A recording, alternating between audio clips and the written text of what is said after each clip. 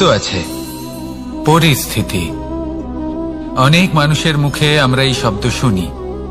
জীবনে যখন অসফল হই, দুঃখ আসে, সংকট আসে, কোনো বিপদ ঘনিয়ে আসে, তখন সমস্ত দোষ আমরা পরিস্থিতির ওপর চাপিয়ে দিই। আর দেখতে গেলে কোথাও না কোথাও ঠিকই করি। এই পরিস্থিতি প্রত্যেক দিনের মতো পাল্টাতে থাকে, কিন্তু এই দিন, এই রাত, এমন কেউ আছেন যিনি এর ওপরেও নিয়ন্ত্রণ সাধন করেন, আর তিনি হলেন সূর্য। ঠিক সেই রকমই আমাদের জীবনেও সূর্য হলো এই মন। যদি এই মনের উপর আমরা নিয়ন্ত্রণ করতে পারি, তাহলে আমরা জীবনকেও নিয়ন্ত্রণ করতে পারব। প্রথমে এই মনের রাজা হয়ে উঠতে হবে। তাই মনে রাখবেন, যদি মন দুর্বল হয়, তাহলে পরিস্থিতি আমাদের সমস্যা বলে মনে হবে। এই মন যদি স্থির হয়, পরিস্থিতি প্রতিস্পর্ধা বলে মনে হবে। আর এই মন যদি শক্তিশালী হয়ে ওঠে, তাহলে যে কোনো পরিস্থিতি আপনার কাছে একটা সুযোগ মাত্র, এমন এক সুযোগ যাতে অগ্রসর হয়ে আপনি মহান হয়ে উঠতে পারেন। এই মনের শক্তির বৃদ্ধি ঘটান, মহান হয়ে উঠুন, আর আমার সাথে ভালোবেসে বলুন, রাধা রাধা। খুব সুন্দর একটা কাহিনী আছে। একবার এক ব্যক্তি নিজের অসফলতার জন্য ত্রস্ত হয়ে সময় দেবতার তপস্যা করতে বসলেন। উনি তপস্যা করলেন এবং সময় দেবতা প্রসন্ন হলেন, মানুষের রূপ ধারণ করে ওনার সামনে প্রকট হলেন। এবার সেই ব্যক্তি ওনাকে জিজ্ঞেস করলেন যে কি এমন আছে যার জন্য আপনি বারবার জয়ী হন আর আমি চিরকাল পরাজিত হয়ে থাকি? কেন এত পরিশ্রম করা সত্ত্বেও আমি সাফল্য লাভ করতে পারি না? তখন সময় দেবতা উত্তর দিলেন যে দিন হোক বা রাত, ঝড় হোক বা ভূমিকম্প, রোদ হোক বা বৃষ্টি হোক, সময়ের সূত্রপাত হোক বা প্রলয়, আমি থামি না, আমি চলতেই থাকি। আর সেই জন্য যিনি থেমে যান তিনি পরাজিত হন আর আমি জয়ী হই। এটাই আমাদের শিখতে হবে। জীবনে সবসময় চলতে থাকুন, কখনো থামবেন না। হ্যাঁ, কিছুক্ষণের জন্য বিরতি নিতে পারেন, বিশ্রাম করার জন্য, নিজেকে আরো সশক্ত করে তোলার জন্য, কিন্তু থেমে যাবেন না। নিরন্তর কর্ম করতে থাকুন, পরিশ্রম করতে থাকুন, তবেই এই সংসার আপনাকে মনে রাখবে। আসুন আমার সাথে ভালোবেসে বলুন, রাধা রাধা। আমাদের জীবনে গুরুজনেরা, জ্ঞানী মানুষজন সবসময় একটা কথা বলেন, ধৈর্য ধরো। শুধুমাত্র দুটো শব্দ, কিন্তু কতটা বিশাল সেটা বোঝার চেষ্টা করুন।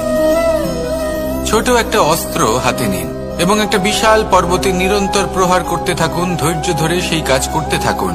এমন একদিন আসবে, এই বিশাল পর্বতে আপনি একটা পথ তৈরি করবেন। কোনো ধনুর্ধর যখন নিজের বিদ্যা অর্জন করেন, তখন তাকেও ধৈর্য ধরতে হয়, তার নিজেকে সময় দিতে হয়, তবেই সে ধনুর্বিদ্যা শিখতে পারে। সেইভাবে আমাদের জীবনেও ধৈর্য ধরার খুব প্রয়োজন। পরিবারে ধৈর্য রাখতে পারলে তাহলে আস্তে আস্তে দেখবেন প্রেম বৃদ্ধি পাচ্ছে। সমাজে যদি ধৈর্য রাখতে পারেন, তাহলে আস্তে আস্তে এই সমাজ আপনাকে সম্মান করবে। যদি নিজের জীবনে ধৈর্য রাখতে পারেন, তাহলে নিজে থেকেই আত্মবিশ্বাস বাড়বে, নিজের বিকাশ হবে। জীবনে সবই সম্ভব যদি ধৈর্য রাখতে পারেন। হয়তো আস্তে আস্তে হবে, কিন্তু হবে অবশ্যই। শুধু ধৈর্য রাখুন, কারণ ধৈর্যই সব থেকে বড় পুঁজি। আসুন আর আমার সাথে ভালোবেসে বলুন, রাধা রাধা। আমাদের জীবনে যখনই আমরা কোনো বড় দায়িত্বের সম্মুখীন হই, তখন আমরা তার থেকে দূরে পালাই, আর এই অজুহাত দিই যে না না, এত বেশি ভার বহন করার যোগ্যতা আমার নেই, আমি করতেই পারবো না। দেখুন, এই সংসারে ভিন্ন ভিন্ন ধরনের গাছ আছে, ছোট গাছ, বড় গাছ, কিন্তু বটগাছের মতো বড় এবং নিবিড় গাছ আর একটাও নেই। সে নিঃস্বার্থভাবে এই সংসারকে সেবা করে যায়, ছায়া প্রদান করে, শীতলতা প্রদান করে। আর যখন এমন সময় আসে যখন তার ওপর বোঝা অত্যন্ত বেড়ে যায়, সে কিন্তু কোনোভাবেই ভেঙে পড়ে না। তখন সে নিজের নিঃস্বার্থ কর্মের ফল লাভ করে, সেই নিঃস্বার্থ কর্ম যা সে করেছে। তার দেহ থেকে ছোট ছোট ঝুড়ি বার হয় এবং তা কাণ্ডের আকার ধারণ করে। সেই কাণ্ড মাটির কাছে পৌঁছয় এবং তারপর তা বটগাছের সহায়ক হয়ে ওঠে। সে ভেঙে পড়ে যায় না। এইভাবে আপনিও জীবনে নিঃস্বার্থভাবে সবার সেবা করুন, ভালোবাসুন, সবাইকে সাহায্য করুন। যেদিন আপনার ওপর বোঝা অত্যন্ত বেড়ে যাবে, সেদিন এই সব মানুষ আপনাকে সাহায্য করার জন্য আসবেন, আপনার শক্তি হয়ে উঠবেন, আর আপনি বটগাছের মতোই মহান এবং বিশাল হয়ে উঠবেন। আসুন আর আমার সাথে ভালোবেসে বলুন, রাধা রাধা। মানুষ তার জীবনে দুই ধরনের পরিস্থিতিকে খুব ভয় পায়। এক, কোনো কারণবশত কারোর সামনে নত হওয়া। দুই, কোনো কারণে নিজের চরিত্র থেকে, নিজের মূল্যবোধ থেকে বিচ্যুত হওয়া। এবার কেন হয় এরকম যে কথায় কথায় কারোর সামনে নত হতে হয়? কেন বারংবার নিজের চরিত্র থেকে চ্যুত হতে হয়? এরকম কেন হয়? এটা তখনই হয় যখন আমাদের শিক্ষা এবং মূল্যবোধের অভাব থাকে। যদি মানুষের মধ্যে প্রকৃত শিক্ষা থাকে, তাহলে এই সংসারে কোনো সময় এবং কারোর সামনেই নত হওয়ার কোনো প্রয়োজন নেই। যদি মানুষের মধ্যে মূল্যবোধ থাকে, তাহলে তাকে নিজের মূল্যবোধ বা চরিত্র থেকে বিচ্যুত হতে হয় না, তা সে যাই হয়ে যাক না কেন। কোনো বালককে যদি জন্ম থেকেই সুশিক্ষার অধিকারী করা হয়, শিক্ষিত করা হয়, মূল্যবোধের অধিকারী করা হয়, তবে সে এই সংসারে এমন কর্ম করবে যাতে সে নিজেকে, নিজের পরিবারকে, সমগ্র সমাজকে গর্বিত করতে পারে। শিক্ষা লাভ করুন, মূল্যবোধ লাভ করুন এবং আমার সাথে ভালোবেসে বলুন, রাধা রাধা। আমাদের সকলের জীবনে একটা লক্ষ্য থাকে যেটা আমরা লাভ করতে চাই। ঠিক যেন একটা প্রতিস্পর্ধা বিদ্যমান যে কে সব থেকে আগে নিজের লক্ষ্যে পৌঁছতে পারবে। আর সেই জন্য আমরা সকলেই খুব তাড়াতাড়ি এগোতে চেষ্টা করি, বড় এবং দীর্ঘ পদক্ষেপ ফেলি যাতে তাড়াতাড়ি নিজের লক্ষ্যে পৌঁছতে পারি। কিন্তু এক অত্যন্ত গুরুত্বপূর্ণ বিষয় আছে, সবসময় লক্ষ্য সামনে থাকবে না, কখনো কখনো তা খুঁজতে হয়। এই যাত্রা খুব কঠিন হতে পারে, আর ঠিক এই কারণেই সবসময় দ্রুত গতিতে চলা বা তাড়াতাড়ি পথে চলা সেটা আবশ্যক নয়। তার থেকেও বেশি গুরুত্বপূর্ণ হলো ভেবেচিন্তে তারপর পথ চলা।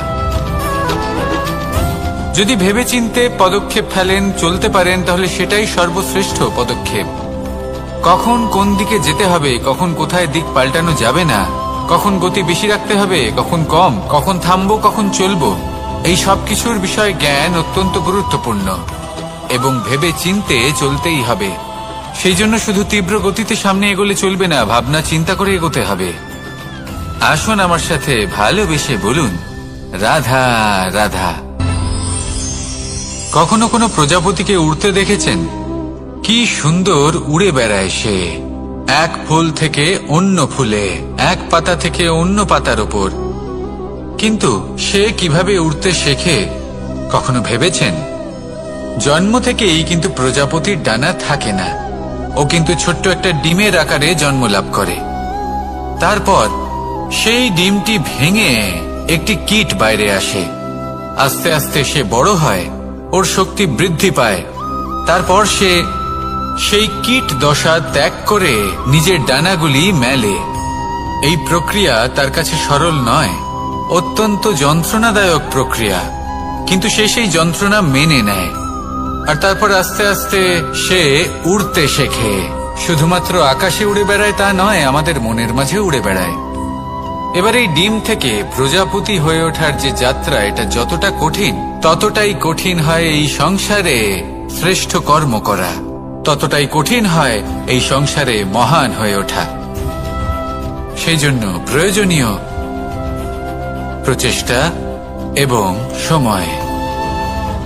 নিরন্তর প্রচেষ্টা করতে থাকুন, পর্যাপ্ত সময় নিন এবং আপনি নিজেকে এই আকাশে উড়ন্ত অবস্থায় পাবেন।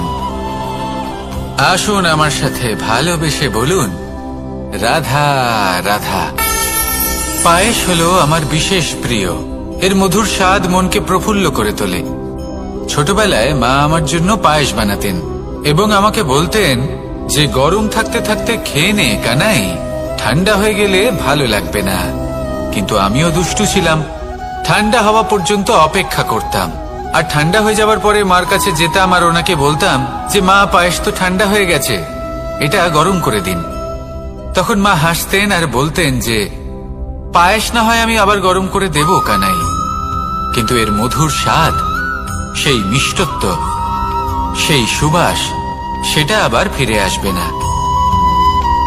কথাটা সত্যি। আর এই সত্যটাই আমাদেরও জীবনের সত্য।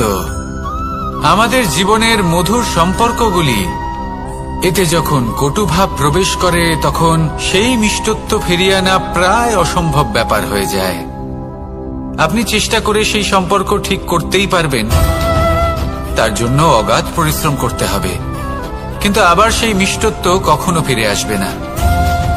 সেই জন্য আপনার জীবনের যে মধুর সম্পর্ক আছে, যতটা সম্ভব চেষ্টা করুন তাতে মিষ্টত্ব বজায় রাখতে। কটুভাব আসতে দেবেন না। আসুন আর আমার সাথে মধুর স্বরে বলুন, রাধা রাধা। শব্দ, শব্দ আসলে কি? শুধুই কয়েকটি অক্ষরের সমষ্টি, নাকি আমাদের বাণী? এই শব্দ এমন এক শক্তি যা কাউকেই নিজের বশবর্তী করে ফেলতে পারে।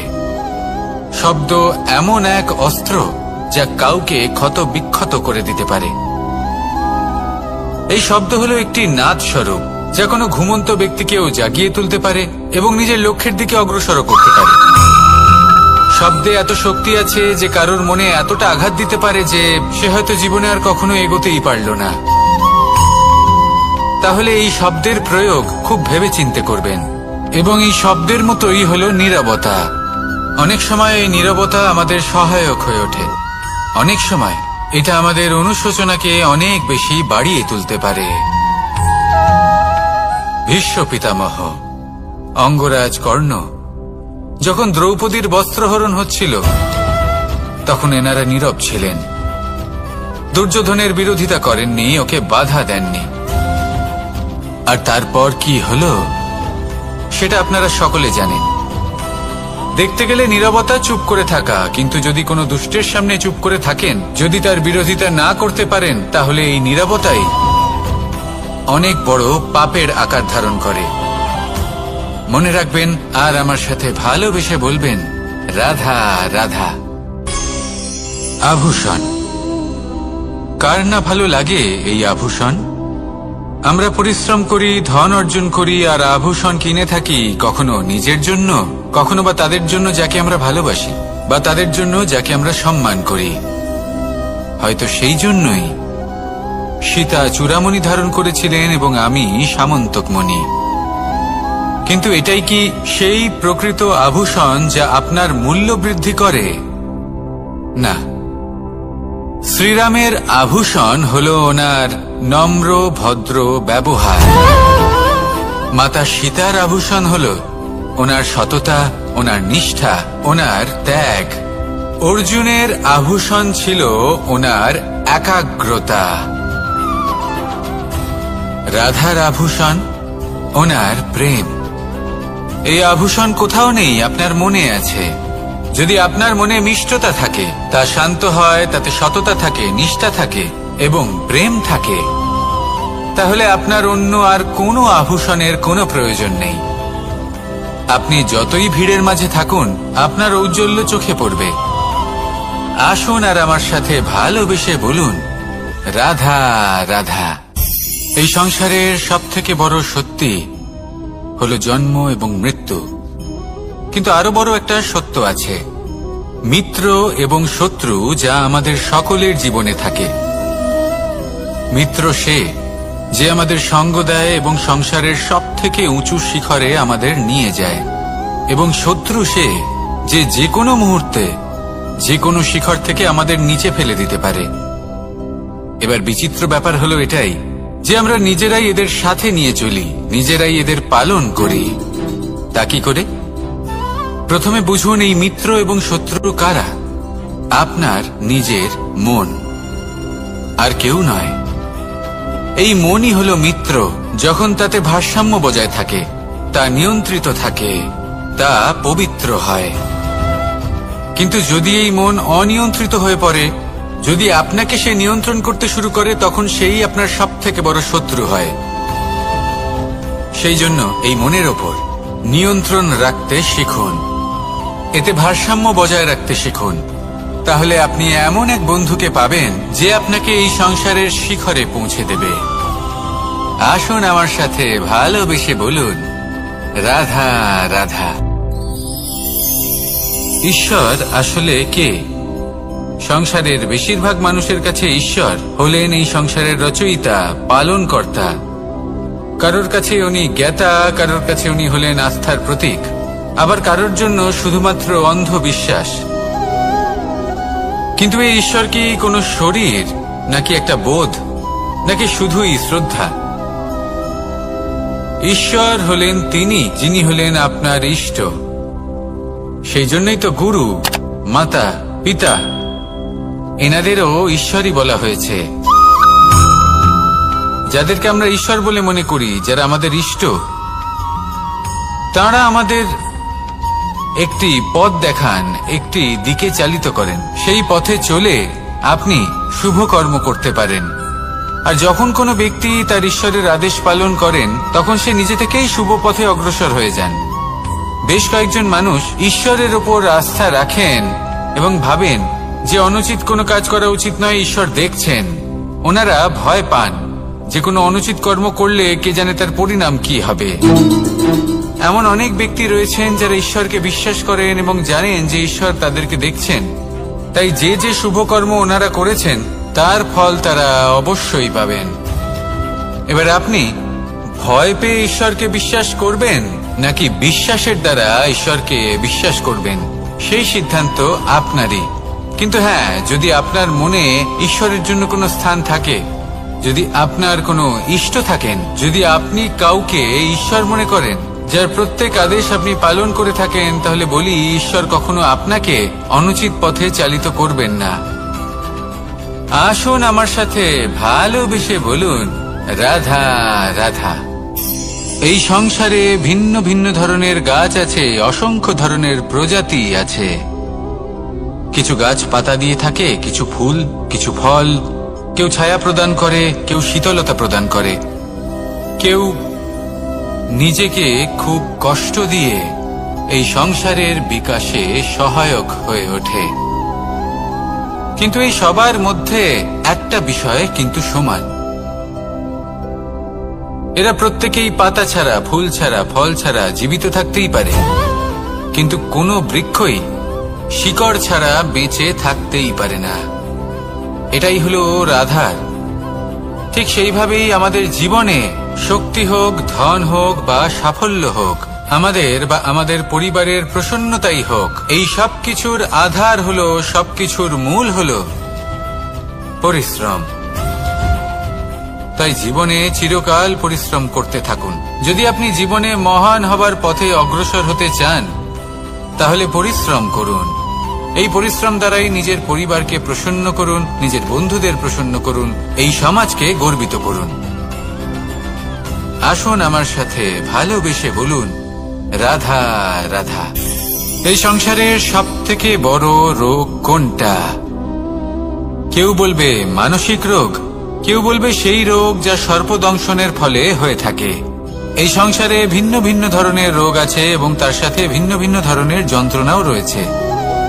এমন একটা রোগ আছে যা চোখে দেখা যায় না, যা আপনার শরীরে কোনো দাগ রেখে যায় না, কিন্তু আপনার আত্মাকে পর্যন্ত ক্ষত বিক্ষত করে, অসুস্থ করে তোলে, বিনাশ করে দেয় আপনাকে এবং তার সাথে আপনার আত্মাকে। এই অসুখের নাম হলো লালসা। লালসা, যে কর্ম সাধন করেছেন তার থেকে বেশি ফল লাভ করার আশা। লালসা, যা আজ আছে তার থেকে অনেক বেশি লাভ করার ইচ্ছে। এই ইচ্ছে এই সংসারে সবার থেকে এগিয়ে থাকার আপনাকে প্রেরণা যোগাবে, কিন্তু তার জন্য আপনাকে অপরাধযোগ্য কাজ করতে উৎসাহিত করবে। আপনার বন্ধু, আপনার আত্মীয়, আপনার পরিবার, এই সবার থেকে আপনি কখন দূরে চলে যাবেন আপনি বুঝতেই পারবেন না। উচিত অনুচিত কোনটা, ধর্ম অধর্ম কোনটা, সব ভুলে যাবেন আপনি। সেই জন্য মনে রাখবেন, নিজের জীবনে যদি আপনি লালসার থেকে নিজেকে দূরে রাখতে পারেন, তাহলে এর অর্থ হলো যে আপনি এই সংসারের সব থেকে বড় অসুখের ওপর বিজয় লাভ করেছেন। আসুন আমার সাথে ভালোবেসে বলুন, রাধা রাধা।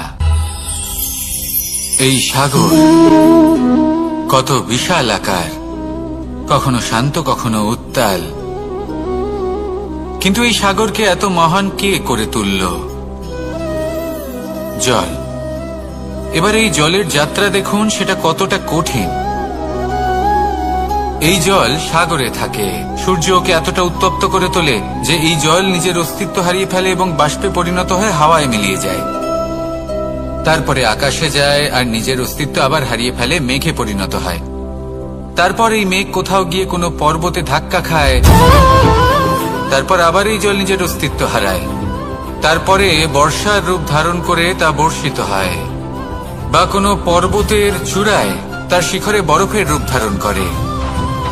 তারপরে এই বর্ষা মাটির দিকে নিজের যাত্রা শুরু করে। এবার মাটিতে ঝরে পড়া এই বর্ষা স্রোতের আকার ধারণ করে এবং আস্তে আস্তে বইতে থাকে। এই নদীর আকার ধারণ করে এবং নদী রূপে বইতে বইতে পাথরে ধাক্কা খায় বা কোনো পর্বতে ধাক্কা খায়, আর তারপর এই নদী এসে সাগরে সমাহিত হয়ে যায়। নদীর এই জল আবারও নিজের অস্তিত্ব হারিয়ে ফেলে, কিন্তু এইবার সেই জল নিজেই সাগরে পরিণত হয়। এটা আমাদের সকলের জন্য একটা শিক্ষা যে এই সংসারে জীবন এবং সময়ের হলো এক অনন্ত যাত্রা। এই সংসারে যা কিছু আছে তার সূত্রপাত কোথাও একটা হবেই। সেই জন্য মৃত্যু এবং সমাপ্তির চিন্তা ত্যাগ করে দিন, আর যে সূত্রপাত আপনি লাভ করছেন তার আনন্দ উপভোগ করুন। ভেবে দেখুন আপনি কিভাবে শ্রেষ্ঠ কর্ম করতে পারেন যাতে এই সংসার এবং এই সমাজ, এই দুইয়ের মঙ্গল সম্ভব। আসুন আমার সাথে ভালোবেসে বলুন, রাধা রাধা। মাকড়সার জাল দেখতে পাচ্ছেন? মাকড়সারা ভীষণ পরিশ্রম করে এটা তৈরি করে, নিজের শরীরের রস দিয়ে এই জাল বোনে। আপনি কি এটার উদ্দেশ্য জানেন? আসলে মাকড়সা এই জালে ছোট কীটপতঙ্গ ধরে তাদেরকে খাদ্যরূপে গ্রহণ করে। কিন্তু আপনি কি এই কথা জানেন যে একদিন মাকড়সা নিজেই নিজের জালে জড়িয়ে মৃত্যুবরণ করে থাকে? বলুন, কি করেন আপনি এই জাল দেখতে পেলে? দেখতে পেলেই মুছে ফেলেন এর অস্তিত্ব, তাই না? তেমনি অন্যদিকে পাখির বাসা, পাখিরাও ভীষণ পরিশ্রম করে এটা তৈরি করে। কিন্তু যদি পাখি একদিন এটা ছেড়ে চলে যায়, তাহলেও লোকে এটা নষ্ট করে দেয় না। কারণটা কি? এর কারণ হলো এর নির্মাণ জীবন সঞ্চারের জন্য করা হয়েছিল, নষ্ট করার জন্য নয়। তাই মনে রাখবেন, জীবনে আপনার পরিশ্রম যতই বেশি হোক না কেন, যদি আপনার লক্ষ্য শুভ না হয়, তাহলে আপনারও বিনাশ নিশ্চিত। তাই সৃজন করতেই থাকুন আর মুগ্ধ হয়ে বলুন, রাধা রাধা।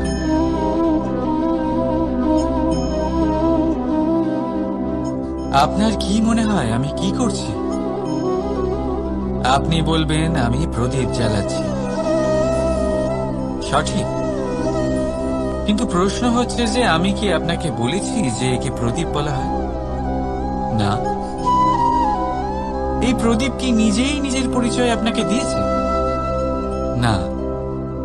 তাহলে আপনি কি করে জানলেন যে একে প্রদীপ বলা হয়?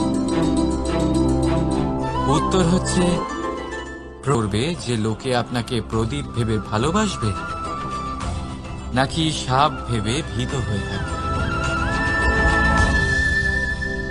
রাধা রাধা। সময় কত বিচিত্র হয়।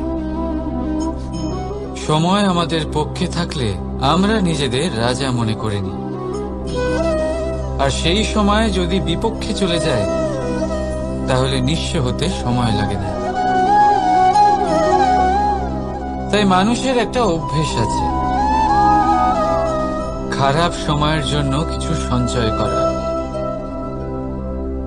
আত্মীয়, বন্ধু খারাপ সময় পাশ থেকে সরে যায়। যশ, মান প্রতিকূল সময় চিরস্থায়ী হয় না। তাই মানুষ মনে করে অর্থ সঞ্চয় করাই শ্রেয়। অর্থের কোনো হৃদয় নেই যা সময়ের সাথে পরিবর্তিত হবে। সংসার বলে সর্বদা অর্থ সঞ্চয় করতে থাকুন। খারাপ সময়ে অবশ্যই কাজে লাগবে, কিন্তু আমি বলবো শুভ কর্ম করতে থাকুন, আনন্দে থাকুন, নিজের ওপর আর ঈশ্বরের ওপরে বিশ্বাস রাখুন। খারাপ সময় কখনো আসবেই না। রাধা রাধা। প্রকৃতি মানুষকে এক বিশেষ শক্তি দিয়েছে, অন্য জীবের থেকে বেশি শক্তি দিয়েছে, স্মরণ শক্তি। এই শক্তি মানুষকে অন্য জীবের থেকে ভিন্ন করে, ইতিহাস রচনা করার প্রেরণা দেয়, জ্ঞানকে বংশানুক্রমে এগিয়েও নিয়ে যায়।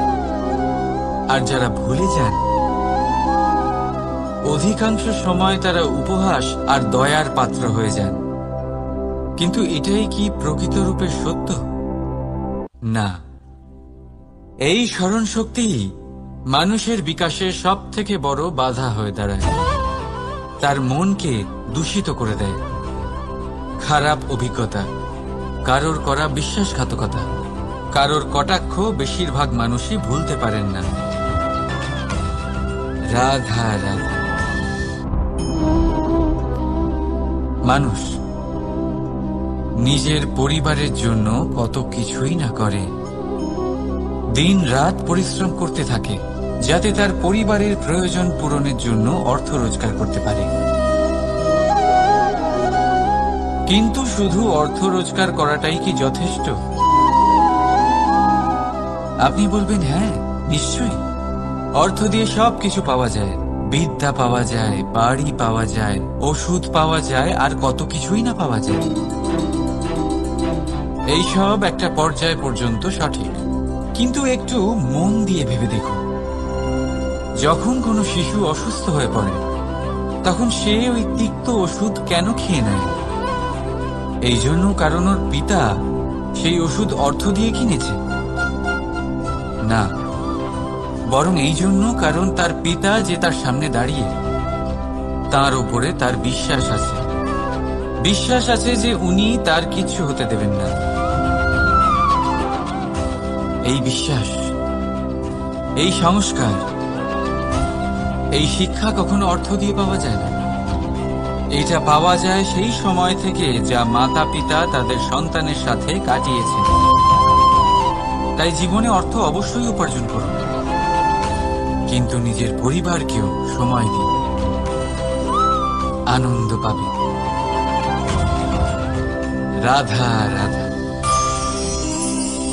বিরোধিতা এমন এক শব্দ যা শুনে আমরা সবাই ভয় পেতে থাকি। যদি কেউ আমাদের বিরোধিতা করে তা আমাদের সহ্য হয় না। আমরাও কারোর বিরোধিতা করে কোনো শত্রুতা করতে চাই না। এই ধরনের ভাবনা আমাদের মনে আসতেই থাকে।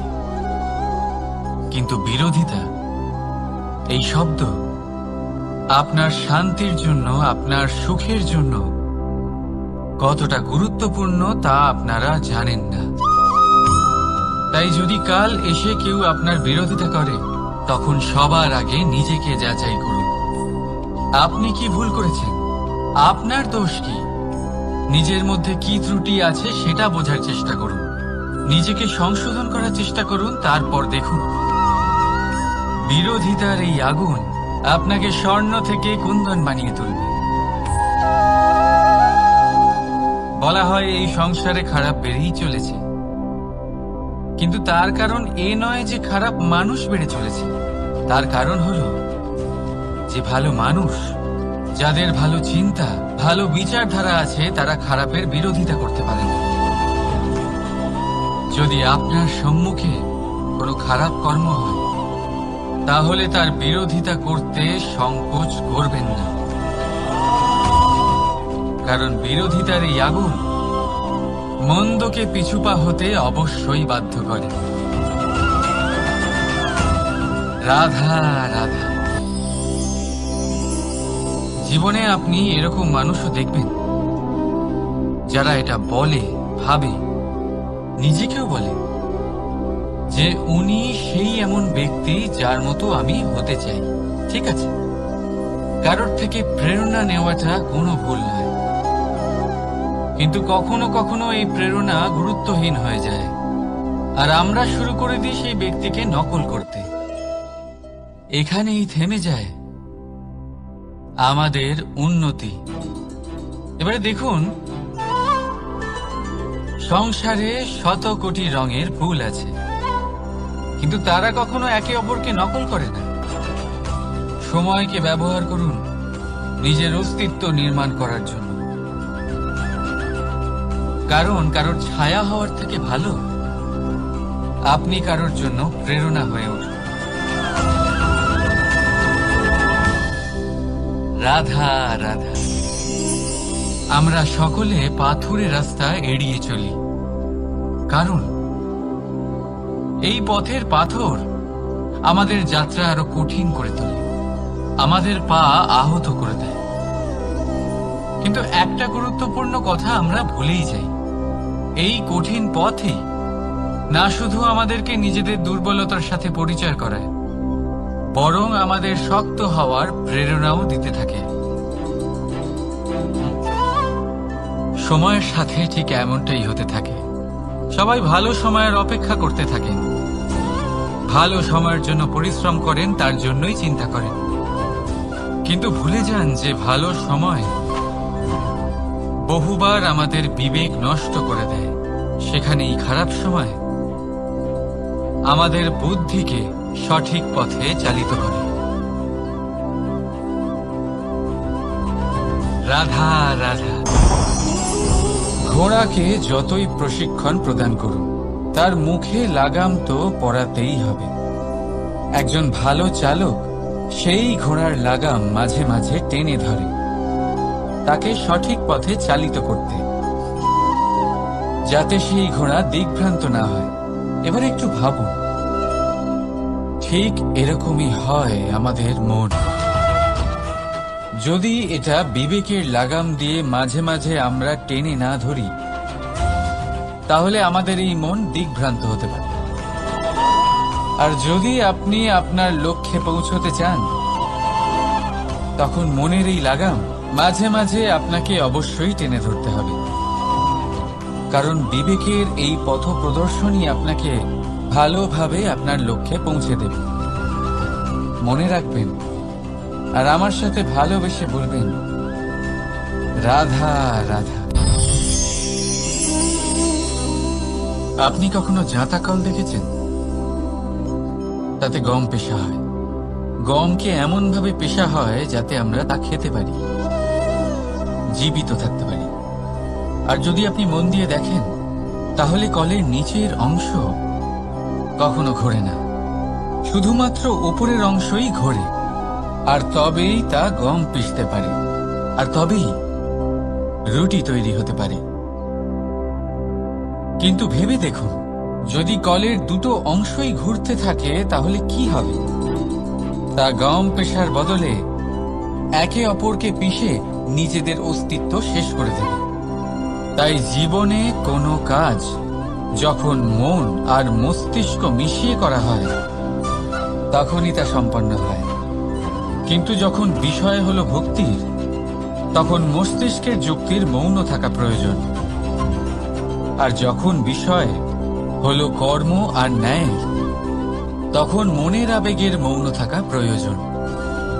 তাই মন আর মস্তিষ্কের এই সম্মিলনে সতর্ক থাকবেন। একসাথে অবশ্যই চলবে, কিন্তু একে অপরের বাধা যেন না হয়ে দাঁড়ায়। রাধা রাধা। আমি একটা এমন শব্দ যার অনেকগুলি মানে হয়, যার আসল অর্থ হল অহং। যদি আপনি কথা বলেন সৃষ্টির নির্মাণ নিয়ে, তাহলে আমি ব্রহ্মদেব হয়ে সৃষ্টির নির্মাণ করবে। যদি আপনি কথা বলেন প্রলয়ের, তাহলে সেই আমি মহাদেব হয়ে বিনাশ করবে। এই আমি সঙ্গতিপূর্ণ, কিন্তু শুধু ততক্ষণ যতক্ষণ আপনি এটা সবার সাথে ভাগ করছেন। কিন্তু আমরা বহুবার এর মানে বুঝতে পারি না। এই অহংকে সীমিত করে দিই একটা ব্যক্তি অবধি, শুধু নিজে। আর তখনই জেগে ওঠে অহংকার, যাতে প্রাধান্য পায় শুধুমাত্র আমি, আমরা নয়। আর একজন ব্যক্তি একা না উৎপাদন করতে পারে আর না করতে পারে সৃজন। এবারে দেখুন, বৃষ্টির এক ফোঁটা, তারও অস্তিত্ব আছে, কিন্তু তা ধরিত্রীতে পড়লেই সমাপ্ত হয়ে যায়। কিন্তু যখন ফোঁটাগুলি একসাথে পড়ে তখন শুরু হয় বর্ষা, আর তখনই তৈরি হয় ধারা। রাধা রাধা। বলুন, কি দেখতে পাচ্ছেন আপনি? আমার হাতের এই সাদা বস্ত্র, নাকি এতে লেগে থাকা এই কালো দাগ? এবারে সত্যি কথা বলতে কি, আপনার নজর সবার আগে এই কালো দাগের উপরে গেছে। ঠিক আছে, এমনই তো হয়। ভীষণ কম মানুষ থাকেন যারা ভাবেন কোনো ব্যক্তি ভীষণ পরিশ্রম করে এই বস্ত্র ধুয়েছেন, এটা শুকিয়েছেন। বেশিরভাগ মানুষের নজর যায় এই দাগের উপরে, ভাবেন যে এটা কি করে লাগলো। কিছুটা এরকমই হয় আমাদের ব্যক্তিত্বের সাথে। আমাদের শুভ কর্মের ওপরে আমাদের একটা খারাপ কর্ম ভারী মনে হয়। এবারে ভাবুন, যদি আমি চন্দ্রের কথা বলি, তাহলে তার শীতল আলো দেখার পূর্বে তার কলঙ্ক লক্ষ্য করেন, সেই চাঁদে লেগে থাকা কালো দাগ দেখে নেন। সেই জন্যই বিশেষ করে যারা শুধুমাত্র শুভ চিন্তা করেন আর উপকারী কর্ম যারা করেন, তাদের আমি বলবো সাবধানে থাকবেন। কারণ আপনার একটা খারাপ কর্ম চিরকালের জন্য উদাহরণ হয়ে দাঁড়াবে। রাধা রাধা। সাফল্য। যদি আপনাকে জীবনে সাফল্য পেতে হয়, তাহলে আপনি একাধিক মানুষ পাবেন যারা একাধিক উপায় বলবে আপনাকে সাফল্য পাওয়ার। দীর্ঘ সময় ধরে পরিশ্রম, চেষ্টা, নির্ধারণ, নিষ্ঠা, এই বিষয়ে ভাষণ দিতে থাকবেন। একাধিক রকমের উদাহরণ আপনার সামনে তুলে ধরবেন। কিন্তু আমার এটা মনে হয়, আমরা কেন সেই বিষয়ে কথা বলি না যা মানুষকে অসফল করে তোলে? শুধু দুটো ব্যাপার অসফল হওয়া নিশ্চিত করে। শুধু দুই ধরনের মানুষ বেশিরভাগ অসফল হন। প্রথম তারা যারা ভাবে অনেক কিছু কিন্তু কিছুই করে না। আর দ্বিতীয় তারা যারা অনেক কিছু করতে থাকে কিন্তু ভাবনা চিন্তা না করে। ভাবনা আর কর্ম, এদের মাঝে সামঞ্জস্য রাখা খুব জরুরি। যদি এটা থাকে, তাহলে জীবনে কখনো অসফল হবেন না। রাধা রাধা। আপনি অনেককে এই কথা নিশ্চয়ই বলতে শুনেছেন, এই ব্যক্তির দৃষ্টিতে দম্ভ আছে, এই ব্যক্তির চোখের ওপর অহংকারের পর্দা পড়ে আছে, ইত্যাদি ইত্যাদি। চলুন আমি আপনাকে একটা প্রশ্ন করছি, আপনি দেখেন কি দিয়ে? দৃষ্টি দিয়ে নাকি দৃষ্টিভঙ্গির সাহায্যে? ভাবুন। চিন্তায় পড়ে গেলেন নিশ্চয় পরিচয়ের সাথে সাক্ষাৎ করা। উদাহরণ হিসেবে চন্দ্র। চন্দ্র আমরা সবাই দেখেছি। বহু মানুষ আছেন যাদের চন্দ্র অত্যন্ত সুন্দর লাগে, পাথরকে ভগবান ভেবে পুজো করবেন, নাকি ভগবানকে পাথর ভেবে পরিত্যাগ করবেন? সিদ্ধান্ত আপনার, কিন্তু এই সিদ্ধান্ত নির্ভর করে আপনার দৃষ্টিভঙ্গির ওপর। তাই নিজের দৃষ্টিভঙ্গি শুভ রাখুন, নিজের দৃষ্টিভঙ্গিতে ভালোবাসা রাখুন, আর আনন্দে বলুন রাধা রাধা। বড় বড় রাজমহলের বড় বড় ইমারতের চূড়া কত সুন্দর হয়, কিন্তু আপনি কি কখনো এই বিষয়ে ভেবেছেন যে এই সুন্দর চূড়ায় পৌঁছতে গেলে আপনাকে পৃথিবীতে পা ফেলতেই হবে? সেই সুন্দর চূড়ায় পৌঁছে দীপ্তি পাওয়ার জন্য আপনাকে একটা কঠিন পথ অবলম্বন করতেই হবে। যদি আপনি কোনো কঠিন পথে না গিয়ে এই পৃথিবীর সাহায্য ছাড়াই শুধু উচ্চতার দিকে অগ্রসর হতে থাকেন, তাহলে সর্বদা অসফল হবেন। সেই জন্য নিজের স্বপ্ন পূরণের এই যাত্রাতে নিজের পথ কখনোই হারাবেন না, নিজের পথ থেকে সরবেন না। যদি এমন করেন তাহলে তো আপনার স্বপ্ন পূরণ হবেই না, তার সাথে আপনি নিজের পথও হারাবেন। রাধা রাধা। কৌতুক অর্থাৎ হাসি, এটা জীবনে কতটা গুরুত্বপূর্ণ। আমরা সর্বদাই হাসতে চাই, আমরা সর্বদা অন্যের মুখে এই হাসি দেখতে চাই। কিন্তু এই কৌতুক অনেক প্রকারের হয়, আর এই কৌতুকের ভিত্তি কি সেটাও খুব গুরুত্বপূর্ণ। কৌতুক কেবল তখনই পাবেন যখন তা শুদ্ধ মন থেকে আসবে। কৌতুক তখনই পাবেন যখন তা সামনে আর অপমানিত ব্যক্তির মন তিক্ত হয়ে থাকে। তাই মনে রাখবেন যে এই কৌতুক যেন কৌতুকই থাকে, তা উপহাস বা কটাক্ষ না হয়ে যায়। রাধা রাধা। মানুষ এই শব্দের সূচনা হয় মন থেকে, আর সেই জন্যই হয়তো আমাদের এই মন এতটা গুরুত্বপূর্ণ। এবারে দেখুন না, আমাদের মনই সবকিছু চালনা করে। মনই সেই যে কল্পনা করে, মনই সেই যা কল্পনাকে বাস্তবে পরিণত করার জন্য পরিশ্রম করতে আমাদের প্রেরণা যোগায়। মনই সেই যা লোভের জালে জড়িয়ে পড়ে। মনই সেই যা অভিমানের পর্দা দিয়ে ঢেকে যায়।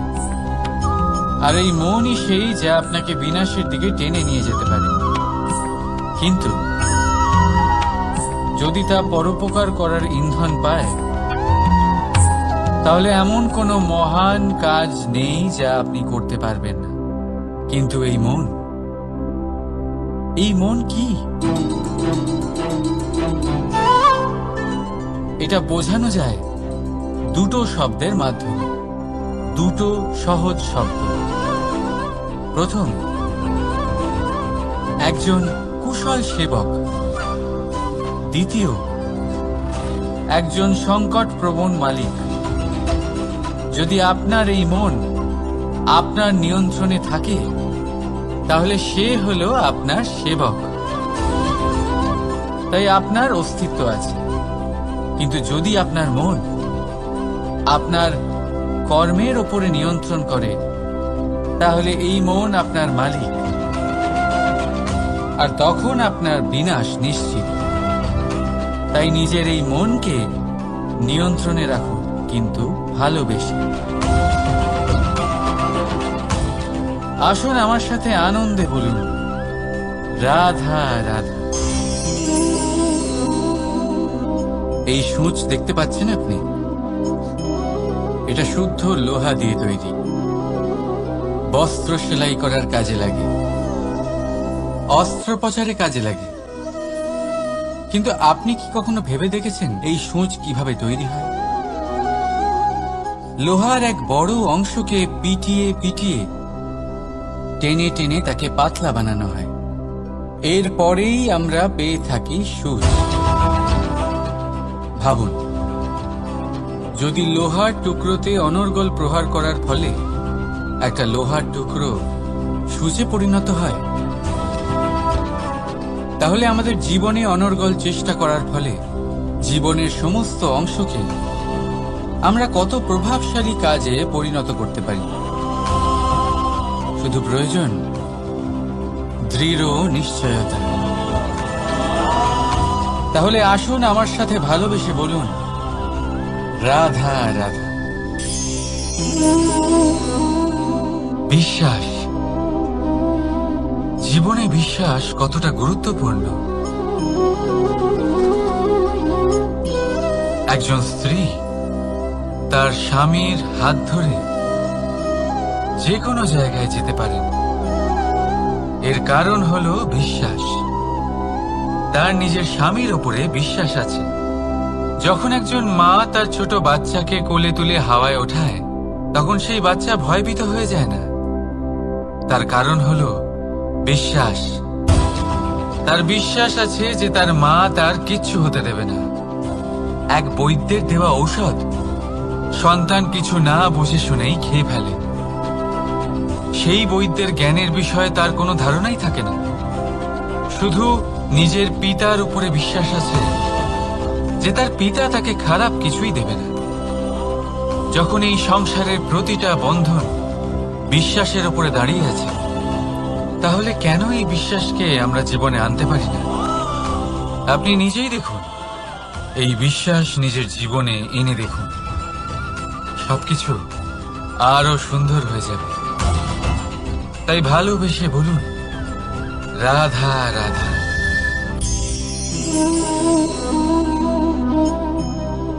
অহংকার,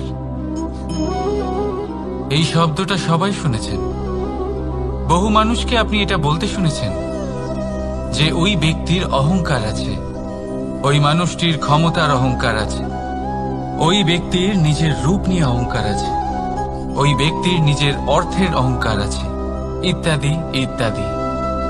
কিন্তু এই অহংকার, এর অস্তিত্ব হয় কি করে? এবারে একবার এই হাতটা দেখুন। যদি এই হাতের 5 আঙ্গুল উঠে দাঁড়ায়, আশীর্বাদ। আর যদি এই হাতের 5টা আঙ্গুল একসাথে মুঠো হয়ে যায়, শক্তি। সংকটের বিরুদ্ধে ঢাল।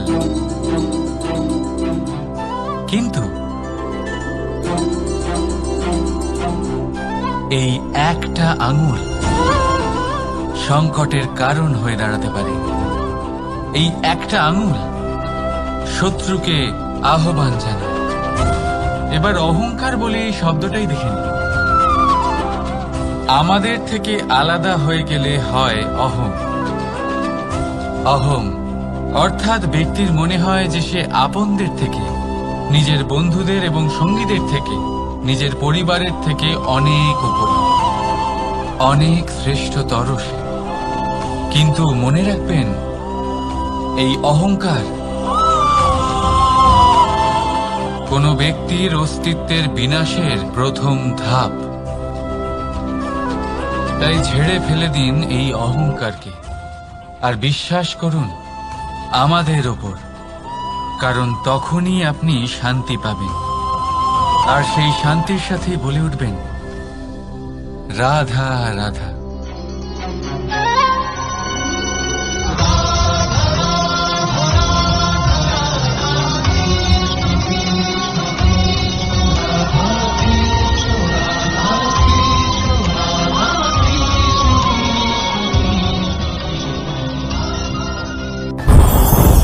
ওমা, এ কি? আমি কখন থেকে এখানে অপেক্ষা করছি, হাত পেতে দাঁড়িয়ে রয়েছি যাতে একটা ফল আমার হাতে এসে পড়ে এবং সেটা আমি খেতে পারি। কখন থেকে অপেক্ষা করছি, কিন্তু সেটা হচ্ছেই না। এবার আপনি বলবেন যে এসব কি বলছি, এ কি অদ্ভুত কথা বলছি। যদি ফল খেতে হয় তাহলে আমাকে বৃক্ষে চড়তে হবে, ফলের কাছে পৌঁছতে হবে, তবেই তো ফল পাবো। এবারে এটা অত্যন্ত সহজ ব্যাপার। কিন্তু এই বিষয়টা আপনি নিজের জীবনের প্রসঙ্গে ভেবে দেখুন। লক্ষ্য কোথায় আছে আপনি জানেন, সেই লক্ষ্যে পৌঁছানোর পথ কি সেটাও আপনি জানেন, সেই পথে চলার ক্ষমতাও আপনার রয়েছে, কিন্তু তাও আপনি নিজের লক্ষ্য লাভ করতে পারছেন না। কেন? কারণ আপনি অপেক্ষা করছেন যে লক্ষ্য আপনার সামনে চলে আসবে, কিন্তু তা হয় না। লক্ষ্য সে যাই হোক না কেন, ধন হোক, প্রেম হোক, কোনো সম্মান হোক বা মোক্ষ হোক, যদি আপনি তার দিকে অগ্রসর না হন তাহলে ফল প্রাপ্তি অসম্ভব ব্যাপার, তা কোনোদিনই হবে না। সেই জন্য আপনার চোখের সামনে আপনি যদি নিজের লক্ষ্যকে দেখতে পান তাহলে উঠুন এবং সেই দিকে অগ্রসর হতে শুরু করুন। নিজের অন্তরের সকল অশুভ গুণ দূর করুন, অলসতা ত্যাগ করুন, অজ্ঞানতা ত্যাগ করে দিন এবং চলতে থাকুন। অবশ্যই মনোবাঞ্ছিত ফল লাভ করতে পারবেন। মনে রাখবেন, চলতে থাকলে তবেই লক্ষ্য প্রাপ্তি হবে। অপেক্ষার দ্বারা শুধুমাত্র মৃত্যু লাভ হবে। আসুন আমার সাথে ভালোবেসে বলুন, রাধা রাধা। পাখি কখন জন্ম নেয়, কখন উড়তে শেখে, কখন বাসা বানাতে শেখে, কখন নিজের মৃত্যু লাভ করে, এসব আমাদের মধ্যে কেউ জানি না। কিন্তু পাখি একটা কথা খুব ভালো করে জানে, যে এই সংসারে ও যা কিছুই করুক না কেন, এই সংসারের ওকে নিয়ে কিচ্ছু যায় আসে না। এবার আমরা কি করি? কোনো কাজ করার আগে আমরা এটা ভাবি যে এই সংসার যদি আমাকে দেখে ফেলে তাহলে কে জানে এই সংসার কি ভাববে, আমার প্রতিচ্ছবি কেমন তৈরি হবে কে জানে, কে জানে কি হবে আদি ইত্যাদি। এই সব ভাবনায় আমরা মগ্ন হয়ে যাই। কিছুটা এমন ভাবে মগ্ন হই যে বর্তমানের কর্মের এই জীবনের যাত্রাপথে সেই সময়ের আনন্দ উপভোগ করতে ভুলে যাই। এবার দেখুন একটা পাখি কি করে, ওর কর্ম হলো গান গেয়ে চলা। ওই পাখি গেয়ে চলে, কেউ ওর গান শুনুক বা না শুনুক, কেউ আদৌ শুনছে কিনা সেই বিষয়টা নিয়ে সেই পাখির কিছুই যায় আসে না। সেই পাখি নিজের কর্ম করতে থাকে। হয়তো সেই জন্যই আপনি কখনো কোনো পাখিকে কাঁদতে দেখবেন না। এরকমই আপনাকে নিজেকে গড়ে তুলতে হবে। প্রথমে নিজেকে জিজ্ঞেস করুন, এই যে কর্ম আমি করতে চলেছি সেটা কি উচিত? যদি আপনার মনে হয় সেটা উচিত তাহলে সেটা প্রমাণ করুন। এটা ভাববেন না যে এই সংসার কি ভাববে। আসুন আর আমার সাথে ভালোবেসে বলুন, রাধা। বনের মধ্যে যদি আপনি কোনো বিষাক্ত সাপ দেখেন তাহলে কি করবেন? আপনি তখনই তার থেকে দূরে পালাতে চেষ্টা করবেন। আর এটা কেন করবেন? নিজের রক্ষার্থে। এই কথা আমি নয় মেনে নিলাম, কিন্তু নিজের জীবনে এটা করেন না কেন? আপনি যেখানেই যান, যে স্থানেই যান না কেন, প্রত্যেক সময়ে প্রত্যেক মুহূর্তে এমন বিষাক্ত সাপ আপনি অবশ্যই খুঁজে পাবেন। আর সেই সাপ নয় যাদের আপনি বনে খুঁজে পাবেন, এরা হলো সেই সাপ যা আপনাকে পাপ করতে বাধ্য করবে। আপনার অন্তরের বাসনা, ক্রোধ, অহংকার, লোভ, ঈর্ষা এদের বৃদ্ধি ঘটাবে। দেখুন, বনের এই সাপ আপনাকে একবার ছেড়ে দিতেও পারে, ছোবল নাও মারতে পারে, কিন্তু এই যে পাপরূপী সাপ আছে তা অবশ্যই ছোবল মারবে। কর্ম যদি করেন তাহলে অবশ্যই ফল পাবেন। সেই জন্য যখনই কোথাও যাবেন, যদি এমন কাউকে দেখেন, যদি এমন কিছু দেখেন যে আপনাকে পাপ করতে বাধ্য করছে, তাহলে সেই মুহূর্তে সেখান থেকে পালিয়ে যান। যেমন বনের সাপ দেখে আপনি পালাতে থাকেন। সৎকর্মের রক্ষা অত্যন্ত আবশ্যক। আসুন আর আমার সাথে ভালোবেসে বলুন, রাধা রাধা। যদি কোনো সিংহ বানরের মতো গাছে চড়তে চেষ্টা করে তাহলে কি হবে? একটা মাছ যদি মাটিতে হাঁটতে চেষ্টা করে তাহলে কি হবে? তারা বিফলই হবে। কিন্তু এরকম কেন হয়? তার কারণ হলো প্রকৃতির রচনা কিছুটা এরকম। এখানে প্রত্যেকটি ব্যক্তিকে, প্রত্যেকটি প্রাণীকে আলাদা আলাদা গুণের অধিকারী করা হয়েছে এবং সকলকে একটা সীমাও প্রদান করা হয়েছে। এবার এই যে বৃক্ষ, পশু, পাখি, এদের মধ্যে সেই ক্ষমতাই নেই যে এরা নিজেদের যাচাই করতে পারবে, নিজেদের সীমাগুলো বুঝতে পারবে, নিজেদের সদ্গুণগুলো চিনতে পারবে। এরা সেটা করতে পারবে না। কিন্তু মানুষ তো আলাদা। মানুষের কাছে সেই বিশেষ শক্তি আছে যে তারা পূর্ণরূপে নিজেদের যাচাই করতে পারবে, নিজেকে পূর্ণরূপে বুঝতে পারবে, নিজের দোষ, নিজের অপগুণ, নিজের সদ্গুণ, নিজেদের সীমাগুলো তারা বুঝতে পারবে। আর এটা অত্যন্ত গুরুত্বপূর্ণ। কথায় আছে যে যদি সাফল্য লাভ করতে হয় তাহলে নিজেকে যাচাই করে নিতে হবে। তাই নিজেকে যাচাই করুন, নিজের সাথে পরিচিত হয়ে যান এবং জীবনে কর্ম করতে থাকুন। সাফল্যের শিখরে অবশ্যই পৌঁছে যাবেন। আর ওখানে যদি যান তাহলে এই মন প্রসন্ন হয়ে অবশ্যই বলবে রাধা রাধা। অন্ধকারাচ্ছন্ন রাত্রি যদি এসে থাকে তাহলে আলোকিত প্রকাশ নিয়ে সূর্যও অবশ্যই আসে। রোগ যদি এসে থাকে তাহলে তার ওষুধও অবশ্যই আসে। সমস্যা যদি আসে তাহলে সেই সমস্যার সমাধানও নিজে থেকেই আমাদের কাছে চলেই আসে। এই সংসার, এই জীবনের শুধুমাত্র একটাই নিয়ম আছে, আর তা হলো এটাই, এই সংসার হলো একটা চক্রের মতো। এতে শাশ্বত বলে কিছু নেই, নিত্য বলে কিছু নেই, আর যা কিছুই রয়েছে সব বদলাতে চলেছে। যদি আপনার জীবনে দুঃখ থাকে, সমস্যা থাকে, যদি আপনি বিপদ দ্বারা আচ্ছন্ন, তাহলে মনে রাখবেন সবকিছু বদলে যেতে চলেছে। দুঃখের সময় কাঁদবেন না, মনকে আরো দুঃখী করে তুলবেন না, কারণ এখানে যা কিছুই এসেছে তা যাওয়ার জন্যই এসেছে। তাহলে এত চিন্তা কিসের? আনন্দ সহকারে জীবন যাপন করুন আর আমার সাথে ভালোবেসে বলুন রাধা রাধা। রাত্রিবেলায় যখন আলোকিত জোনাকিদের দেখেন তখন মন প্রসন্ন হয়ে ওঠে। এদের দেখতে খুবই সুন্দর লাগে। আর এমন ঠিক কেন হয়? প্রথম হলো এটাই যে রাতের বেলায় চতুর্দিক অন্ধকারাচ্ছন্ন থাকে। এমত অবস্থায় যদি আমরা কোথাও একটু প্রকাশ দেখি তাহলে সেটাই আশার কিরণের ন্যায় মনে হয়। সেই প্রকাশই আমাদের মন প্রসন্ন করে তোলে। আর সেই জন্য যে সকল মানুষ রাতের বেলায় কোনো জোনাকি দেখতে পান তারা প্রসন্ন হয়ে যান। এবার কখনো কখনো জীবনে আমাদের মনে হয় যে চতুর্দিকে শুধুমাত্র অন্ধকারই হয়ে আছে, প্রত্যেকেরই তা কখনো মনে হয়। আর তখনই আমাদের নিরাশ হলে চলবে না, আমাদের দুঃখী হলে চলবে না। সেই সময় আমাদের খুঁজতে হবে নিজেদের আশেপাশে, চতুর্দিকে, আর কোথাও না কোথাও আমরা প্রকাশ অবশ্যই দেখতে পাবো, আশার একটা কিরণ অবশ্যই দেখতে পাবো। কেউ এমন একটা কর্ম করেন যেটা দেখে আমরা প্রেরিত হয়ে যাই, আর এমন কোন কর্ম যদি আপনারা করেন তাহলে সেই কর্ম আপনার মনকে প্রসন্ন ভাব, আনন্দ এবং ভালোবাসা দ্বারা ভরিয়ে তুলবে। আপনার অন্তরে সেই অন্ধকারের অন্ত করবে, দুঃখেরও অন্ত করবে। আর এই মন প্রসন্ন ভাব নিয়ে বলবে রাধা রাধা। মনুষ্য জীবনের সবথেকে বেশি গুরুত্বপূর্ণ বিষয় হল মনের একাগ্রতা। এই সংসারের যে কটি মহান কার্য সম্পাদন হয়েছে তা হল মনের এই একাগ্রতার একমাত্র ফল। আপনি অবশ্যই দেখে থাকবেন অনেক ছোট বড় নদী যা বয়ে চলে তাদের সামনে একটা বাঁধ নির্মাণ করা হয় সেই সব নদীর জল সঞ্চয় করতে। বাঁধ হয়ে গেলে প্রয়োজন মতো বা মনের ইচ্ছে মতো তাকে ব্যবহার করা সম্ভব। এবার এটাই আমাদের মনের সাথেও সম্ভব। আমাদের মনের একাগ্রতা আজকের দিনে দাঁড়িয়ে বিভিন্ন ধরনের বিকার, ক্রীড়া এবং ভোগের মধ্যে ভাগ হয়ে গেছে। একে একত্রিত করতে হবে, একটা বাঁধ নির্মাণ করতে হবে, কর্মের বাঁধ। আপনাকে শুধু এটাই করতে হবে, যেটা উচিত কর্ম সেটাই করুন, যেটা অনুচিত কর্ম সেটা করা থেকে নিজেকে বিরত রাখুন। ব্যাস, এই কাজটাই আপনি করতে থাকুন, করতে থাকুন। মনের মধ্যে একাগ্রতার বাঁধ নির্মাণ করুন। আর একবার যদি তা নির্মাণ হয়ে যায় তাহলে যখন চাইবেন, যেখানে চাইবেন, যতটা চাইবেন একাগ্রতা প্রয়োগ করতে পারবেন। আর একবার যদি আপনি এটা শিখে যান তাহলে এই সংসারকে বদলে ফেলার মতো কাজ আপনি করতে পারবেন, সমাজকে শোধরাবার মতো কাজ করতে পারবেন। তাহলে এই মনকে একাগ্র করুন আর আমার সাথে ভালোবেসে বলুন রাধা রাধা।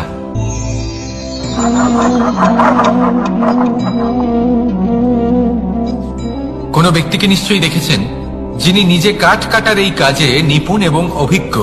এবার আপনারা দেখবেন যে তার মনোযোগ সমস্ত কাঠের ওপর থাকে না, তার মনোযোগ থাকে শুধুমাত্র একটা কাঠের ছোট্ট একটি অংশের ওপর, যেখান থেকে তার টুকরো করা হচ্ছে। কিন্তু সেটা উনি কেন করেন? যদি এটা উনি না করেন তাহলে সেই কাঠ সঠিক পদ্ধতি এবং তাড়াতাড়ি কাটা যাবে না। জীবনেও তাই হয়ে থাকে। আপনি হয়তো কোনো লক্ষ্য স্থির করেছেন বা পথ নির্বাচন করেছেন বা কাজ স্থির করেছেন যেটা আপনি করেই ছাড়বেন। তাহলে নিজের সম্পূর্ণ মনোযোগ শুধুমাত্র তার উপর কেন্দ্রীভূত করুন। যদি আপনার মন এদিক ওদিক তাকাতে থাকে, অস্থির হয়ে পড়ে, বিচলিত হয়ে পড়ে, যদি তা হয়ে থাকে তাহলে আপনি অবশ্যই অসফল হবেন। তাই কর্মঠ থাকুন, নিরন্তর কর্ম করতে থাকুন এবং পূর্ণ মনোযোগ দিয়ে নিজের কাজ করুন। নিজের পথে অগ্রসর হন বা নিজের লক্ষ্য প্রাপ্ত করতে চেষ্টা করুন। তারপর দেখুন কি হয়, কিভাবে উচিত পথে এবং তীব্র গতিতে আপনার লক্ষ্য আপনার কাছেই পৌঁছে যায়। আর আপনার এই মন প্রসন্ন হয়ে বলে রাধা রাধা। কখনো কোনো নদীকে দেখেছেন? একই আকার, একই স্থান, শুধু প্রবাহিত হতে থাকে। এর মধ্যে কখনো কোনো অপদ্রব্য ফেলে দেখুন, দেখবেন সেটা বেশিক্ষণ সেখানে থাকে না। সেটা নদীর সাথে বইতে থাকে আর বয়ে যেতে যেতে সাগরে সমাহিত হয়ে যায়, আর শেষ পর্যন্ত সাগর সেটাকে তটে ফেলে দেয়। কিছুটা এমন হওয়া উচিত আমাদের বিচারধারাও। এক স্থানে তা স্থগিত হওয়া উচিত নয়, এটা সবসময় প্রবাহমান হওয়া উচিত। তবেই আমাদের চেতনা, আমাদের মূল্যবোধ এবং আমাদের স্মৃতি এই তিনটি শ্রেষ্ঠ থাকবে। আর এটাই হলো পুকুর এবং নদীর মধ্যে পার্থক্য। নদীতে জল সবসময় বয়ে চলে, সেই জন্য পবিত্র থাকে, শুদ্ধ থাকে এবং পরিষ্কার থাকে। আর সেখানে এই পুকুরের তলদেশে সব জমা হতে থাকে, আর সেই জন্য তা অপবিত্র হয়ে যায়। তাই সবসময় এই বিচারধারা প্রবাহমান রাখুন। যদি মনে কোনো ভাবনা চলে আসে, সেখানেই থেকে যায় এবং বিদ্যে থাকে, তাহলে তা বের করে দিন, তাকেও বয়ে যেতে দিন, এবং তার যা উত্তর হবে তা সময়ের সাথে আপনার সামনেই চলে আসবে। শুধুই নদীর মতো প্রবাহমান হন আর আমার সাথে ভালোবেসে বলুন, রাধা রাধা। এই সংসারে সাফল্য লাভ করার জন্য জ্ঞানের প্রয়োজন হয়, পরিশ্রমের প্রয়োজন হয়, দৃঢ় নিষ্ঠার প্রয়োজন হয়, নিরন্তর চেষ্টা করা প্রয়োজনীয়। কিন্তু আরো কিছু আছে যা অত্যন্ত প্রয়োজনীয় এবং গুরুত্বপূর্ণ। তা হলো ভালো বন্ধু। তাদের থাকা অত্যন্ত প্রয়োজনীয়। যদি ভালো বন্ধু থাকে, তাহলে সময় এলে তারা ঢাল হয়ে আপনাকে সুরক্ষা করবেন। সময় এলে অস্ত্রের মতো শত্রুকে সংহারও করবেন। যদি তিনি জ্ঞানী হন, তাদের মধ্যে সদ্গুণ থাকে, তাহলে এই সব গুণ আপনার মধ্যেও প্রবেশ করবে। তাহলে সাফল্যের জন্য ভালো বন্ধু পাওয়া অত্যন্ত প্রয়োজনীয়। কিন্তু শুধু বন্ধু কেন, ভালো শত্রুও থাকা প্রয়োজনীয়। এবার আপনি ভাববেন, আমি কি বললাম?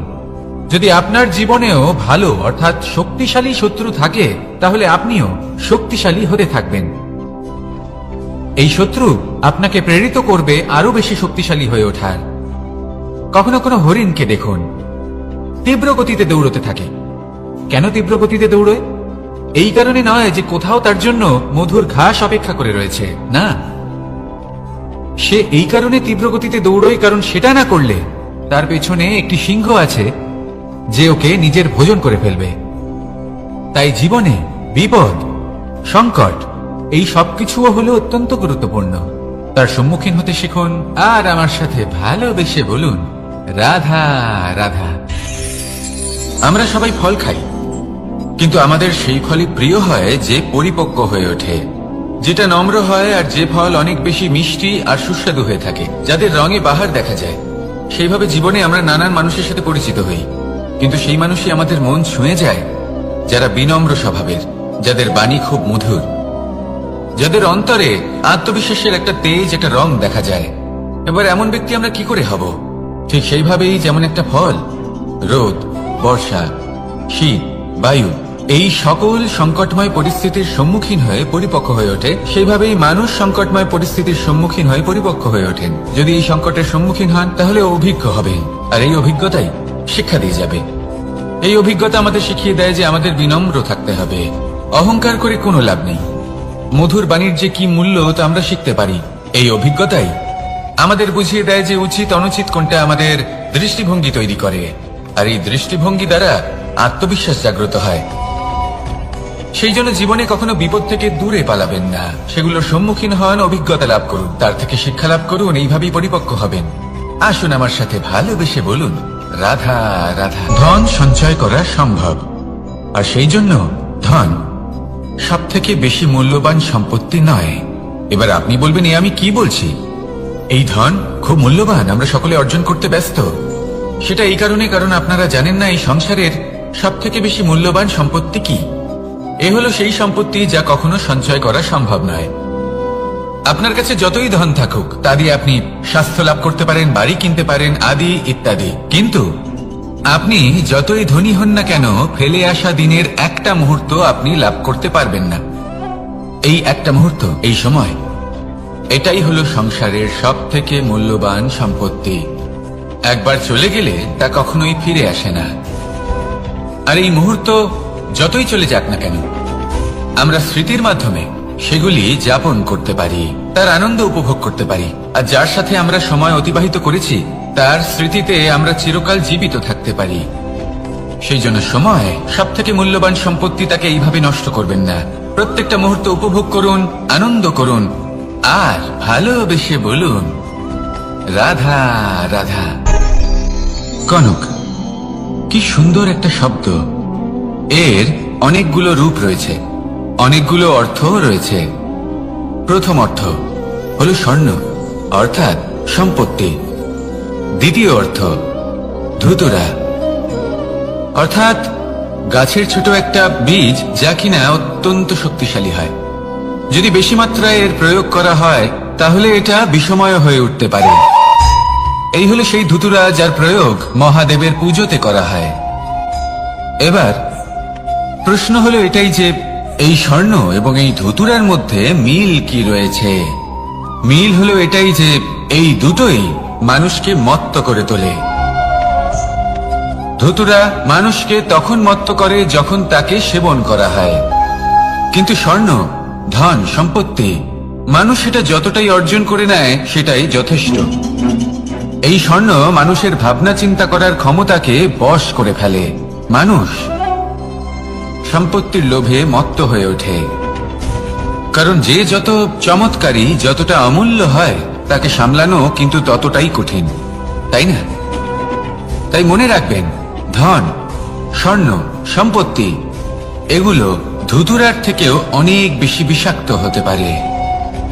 তাই এর উপর আত্মসংযমের একটা কবচ পরিয়ে রাখবেন এবং বিবেকের শক্তির সাথে এগুলো প্রয়োগ করুন, তবেই কল্যাণ হবে।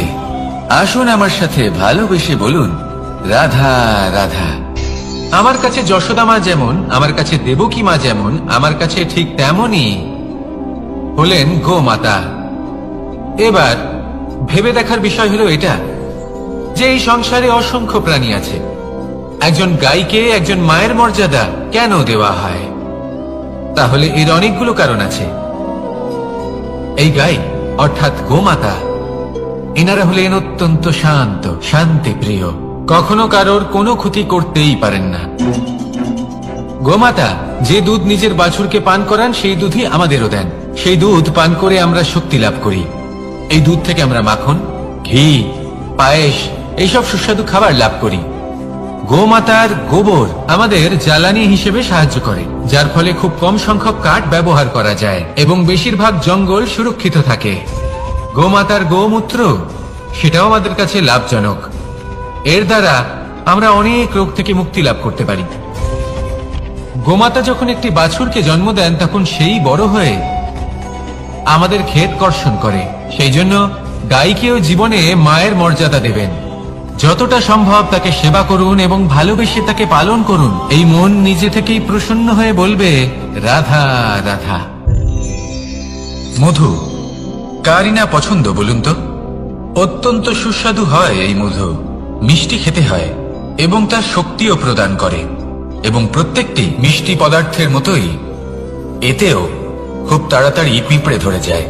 অন্যদিকে যদি নুনকে দেখি তাহলে বছরের পর বছর রাখলেও এতে পিঁপড়ে ধরে না। এবার যদি কথা বলি বন্ধুত্বের, তাহলে বন্ধুত্ব নুনের মতো হওয়া উচিত, মধুর মতো নয়।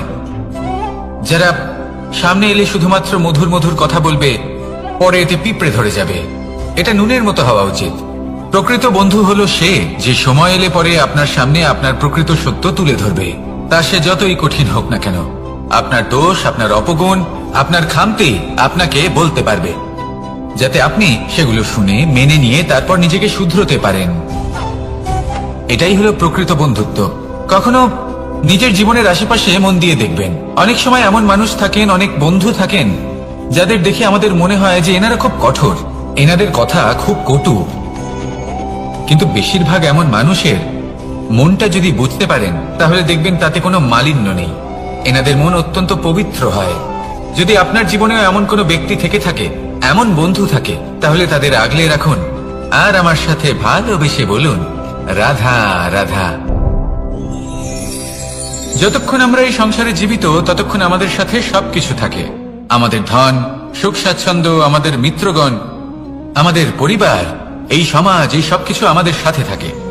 যেদিন আমরা এই সংসারকে ত্যাগ করব, এদের মধ্যে কেউ আমাদের সাথে যাবে না, না ধন, না স্বাচ্ছন্দ্য, না সম্পত্তি।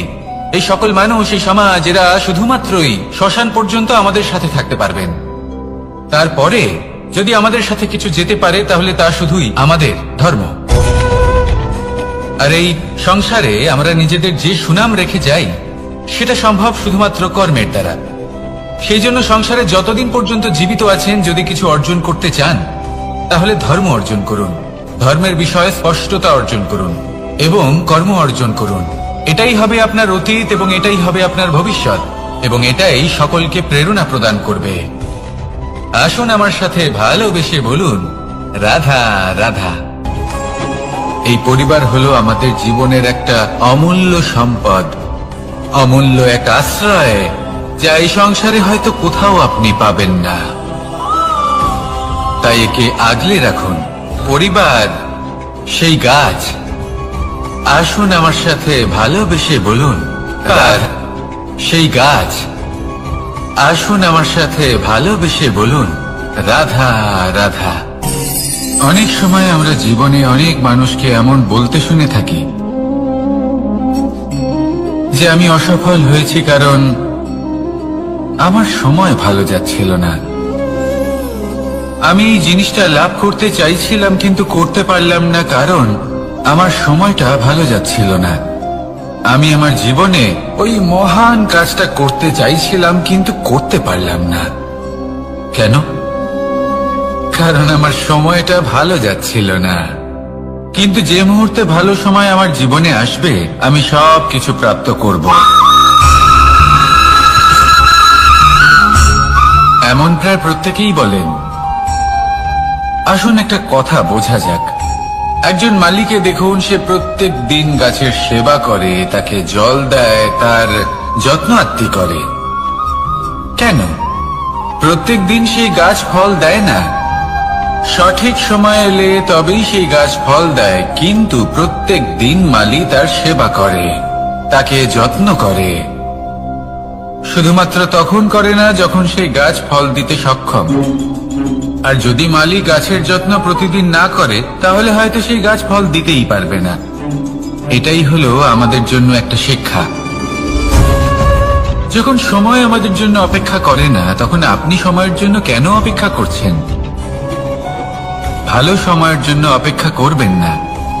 ভালো এবং শুভ কর্ম দ্বারা ভালো সময়কে নিজের কাছে টেনে আনুন। নিরন্তর কর্ম করুন, পরিশ্রম করতে থাকুন। শুভ সময় আপনা থেকেই আপনার কাছে আসবে। আসুন আমার সাথে ভালোবেসে বলুন, রাধা রাধা। একে বালি বলুন, মাটি বলুন বা ধুলো বলুন, এ দিয়ে কত কিছু করা সম্ভব। এ দিয়ে আপনি নিজের বাসস্থান নির্মাণ করতে পারেন, প্রাচীর গড়ে তুলতে পারেন, অট্টালিকা নির্মাণ করতে পারেন। কিন্তু যদি এই বালিকে আপনি মুষ্টিবদ্ধ করে রাখতে চান, তাহলে তা হাত থেকে ফসকে যাবে। আপনি কখনোই একে মুষ্টিবদ্ধ করতে পারবেন না। এরকমই হয় আমাদের জীবন, আর এরকমই হয় সময়। এই মুষ্টিবদ্ধ করা বালির মতো। সময়কে আমরা বাধা দিতে পারবো না, আটকেও রাখতে পারবো না। এ হলো প্রবাহমান। জন্ম থেকে মৃত্যু পর্যন্ত এই যে সময়, তা খুবই সীমিত। আর এই সময় আমরা যেটাই করি তার দ্বারাই আমাদের মূল্য নির্ধারিত হয়। আর এই সংসার থেকে চলে যাওয়ার পরেও এই সংসার এই সব কর্মের জন্যই আমাদের মনে রাখে। তাই যদি আপনি এটা ভাবেন যে আজ যে কর্ম করার ছিল আমি না হয় কাল করে নেব, কাল আমার লক্ষ্যে পৌঁছানোর কথা ছিল আমি পরশু পৌঁছবো, না, এই সময় খুব মূল্যবান, একে নষ্ট করবেন না। এই সময়কে সদ্ব্যবহার করুন, মহান হবার পথে অগ্রসর হন। একে যদি মুষ্টিবদ্ধ করে রাখার চেষ্টা করেন, এই সময় থেমে থাকবে না। আসুন আমার সাথে ভালোবেসে বলুন, রাধা রাধা। আমাদের মনে যখন কোনো প্রশ্ন ওঠে, কোনো দ্বন্দ্ব জাগে, তখন আমরা যাই আমাদের গুরুর কাছে, আমাদের আরাধ্যের কাছে গিয়ে জিজ্ঞেস করি। এইভাবেই একদিন আমি পৌঁছলাম আমার আরাধ্যের কাছে, আমার মহাদেবের কাছে, আর ওনাকে প্রশ্ন করলাম যে মহাদেব, জীবনে আনন্দ পাওয়ার, উৎসব পালনের প্রেম ভাগ করে নেবার, জীবনকে উপভোগ করে নেওয়ার সর্বশ্রেষ্ঠ সময় কোনটা? মহাদেব হাসলেন আর উনি বললেন, জীবনে উৎসব পালনের সব থেকে শ্রেষ্ঠ দিন হল মৃত্যুর ঠিক আগের দিনটা। প্রেম ভাগ করে নেওয়ার সব থেকে শ্রেষ্ঠ মুহূর্ত হল মৃত্যুর ঠিক আগের মুহূর্ত। জীবনকে উপভোগ করে নেওয়ার সর্বশ্রেষ্ঠ প্রহর হল মৃত্যুর এক প্রহর পূর্বে। তখন আমি চমকে গেলাম। আমি বললাম, কিন্তু মহাদেব, মৃত্যু তো অনিশ্চিত, আমরা জানিও না কবে আমাদের মৃত্যু হবে। মহাদেব আবার হাসলেন। উনি বললেন যে যদি আমরা এভাবে জীবন কাটাই যে আমরা জীবনের প্রত্যেক দিন, প্রত্যেক মুহূর্ত, প্রত্যেক প্রহর শেষ বলে মনে করি, তাহলে আমাদের সমস্ত জীবন আনন্দের সাথেই অতিবাহিত হবে। কি বলেন?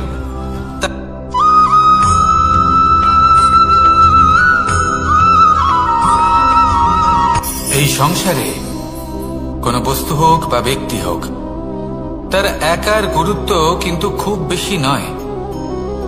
একটা উদাহরণ হিসেবে বৃষ্টির ফোঁটাকে ভেবে দেখুন।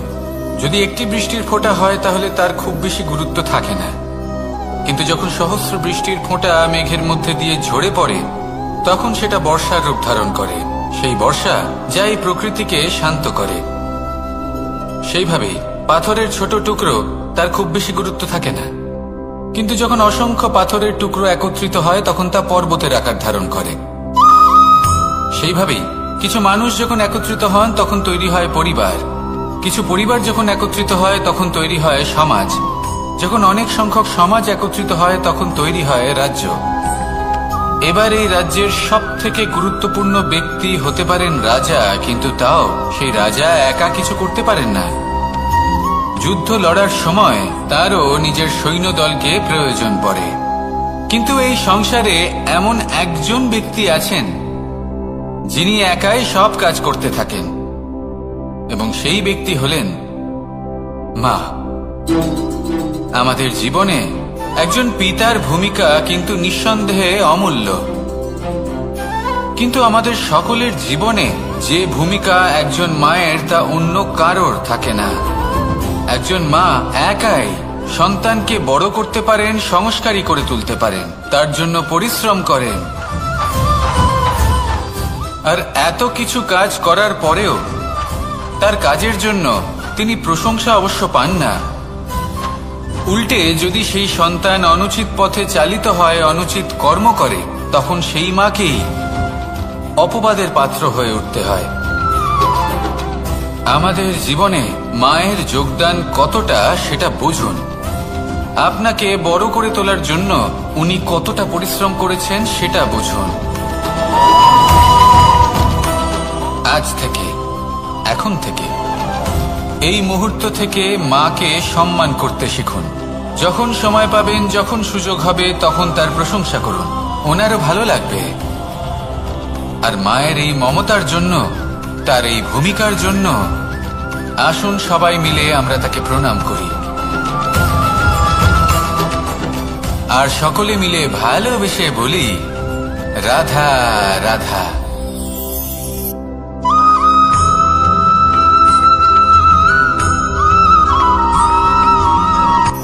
এই সংসারে সাফল্য লাভ করার জন্য জ্ঞানের প্রয়োজন হয়, পরিশ্রমের প্রয়োজন হয়, দৃঢ় নিষ্ঠার প্রয়োজন হয়, নিরন্তর চেষ্টা করা প্রয়োজনীয়। কিন্তু আরো কিছু আছে যা অত্যন্ত প্রয়োজনীয় এবং গুরুত্বপূর্ণ। তা হলো ভালো বন্ধু। তাদের থাকা অত্যন্ত প্রয়োজনীয়। যদি ভালো বন্ধু থাকে তাহলে সময় এলে তারা ঢাল হয়ে আপনাকে সুরক্ষা করবেন। সময় এলে অস্ত্রের মতো শত্রুকে সংহারও করবেন। যদি তিনি জ্ঞানী হন, তাদের মধ্যে সদ্গুণ থাকে, তাহলে এই সব গুণ আপনার মধ্যেও প্রবেশ করবে। তাহলে সাফল্যের জন্য ভালো বন্ধু পাওয়া অত্যন্ত প্রয়োজনীয়।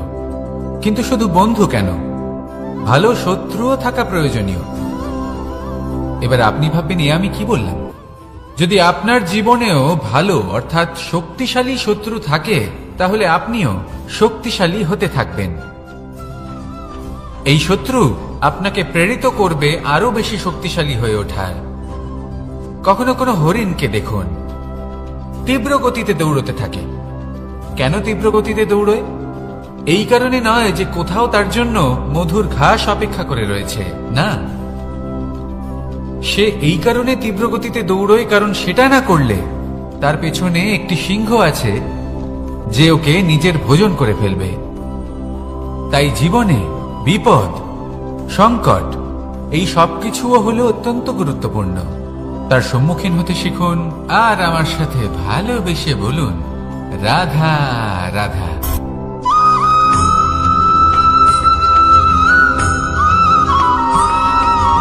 কথায় আছে, প্রত্যেক পুত্র তার পিতার প্রতিচ্ছবি হয়, আর সমস্ত প্রতিচ্ছবি চায় যেন সে তার অস্তিত্ব প্রাপ্ত করতে পারে। পুত্র চায় সে যেন তার পিতার মতো হয় বা কখনো কখনো তার থেকেও শ্রেষ্ঠ হয়। সেটা কোনো অনুচিত ব্যাপার নয়। অনুচিত তখন হয় যখন পুত্র নিজের পিতার মতো হবার স্বপ্ন পূরণ করতে গিয়ে বা তার থেকেও শ্রেষ্ঠ হওয়ার স্বপ্ন পূরণে অনুচিত পথের আশ্রয় নেয়। কারণ তারপরে সে তার পিতার গুণগুলি আত্মসাৎ করতে চায় না। সে শুধুই এটা চায় যে সংসারের চোখে যেন আমি শ্রেষ্ঠ প্রমাণিত হই। এটা অনুচিত। সংসারে এমন অনেক মানুষ আছেন যারা এই কারণে শ্রেষ্ঠ হবার চেষ্টা করেন যাতে তার পরিবারের তার পিতার সম্মান বৃদ্ধি পায়। এমনও মানুষ থাকেন, আর এটাই হলো পার্থক্য উদ্দেশ্যের। মনে রাখবেন, যদি আপনার উদ্দেশ্য শুভ হয় তাহলে পথও শুভ হবে, যদি আপনার উদ্দেশ্য অশুভ হয় তাহলে পথও অশুভ হবে। তাহলে নিজের পিতার মতো হবার চেষ্টা অবশ্যই করুন, তার থেকেও শ্রেষ্ঠ হওয়ার চেষ্টা অবশ্যই করুন, কিন্তু মনে রাখবেন আপনার সংকল্প আর আপনার উদ্দেশ্য এই দুই শুভ হওয়া উচিত। তাহলে আসুন আর আমার সাথে ভালোবেসে বলুন, রাধা রাধা।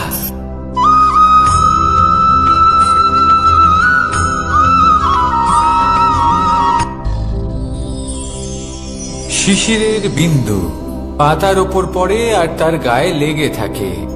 পাতা তাকে শুষে নিতে পারে না, আর শেষ পর্যন্ত সে ঝরে পড়ে যায়। অন্যদিকে রয়েছে মেঘ এবং চাতক। এদের মধ্যে অনেক দূরত্ব থাকে। মেঘ থাকে আকাশে আর চাতক থাকে ধরিত্রীতে। কিন্তু যখন এই মেঘ থেকে বৃষ্টি ঝরে পড়ে, এই চাতক কিন্তু সেই জলই পান করে, নয়তো সে তৃষ্ণার্ত থেকে যায়। এবার অন্যদিকে দেখলাম শিশির বিন্দু আর পাতার এই সম্পর্ক। এরা খুব কাছাকাছি থাকে, ঘনিষ্ঠও থাকে। অন্যদিকে রয়েছে মেঘ এবং চাতকের সম্পর্ক, যাদের মধ্যে অনেক দূরত্ব থাকা সত্ত্বেও তারা খুব ঘনিষ্ঠ, তাই না? এই সারমর্ম খুব সরল। এই নৈকট্য, এই দূরত্ব, তা আপনার সম্পর্কে প্রভাব কিছুতেই ফেলতে পারে না। এই নৈকট্য, এই দূরত্ব, এসব হলো শুধুমাত্র মনের ব্যাপার। কখনো আপনি অনুভব করেছেন আপনি কারোর থেকে অনেক অনেক দূরে আছেন, অনেক দূরে আছেন, তাও সেই ব্যক্তির প্রতি আপনি টান অনুভব করেন। সেখানে আপনি কারোর সাথে প্রত্যেক দিন অতিবাহিত করেন, সমস্ত জীবন অতিবাহিত করেন, সব থেকে বেশি সময় তার সাথে অতিবাহিত করেন, তাও তার প্রতি সেই টান অনুভব করেন না। এই সংকেত হলো মনের দূরত্বের। তাহলে মনের এই দূরত্ব দূর করুন আর আমার সাথে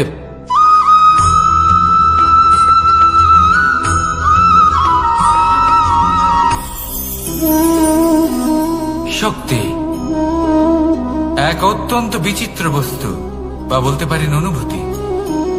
পিতা সবসময় চান যেন তিনি তার শক্তি পুত্রকে। আসুন আপনাকে সহজে বোঝাই।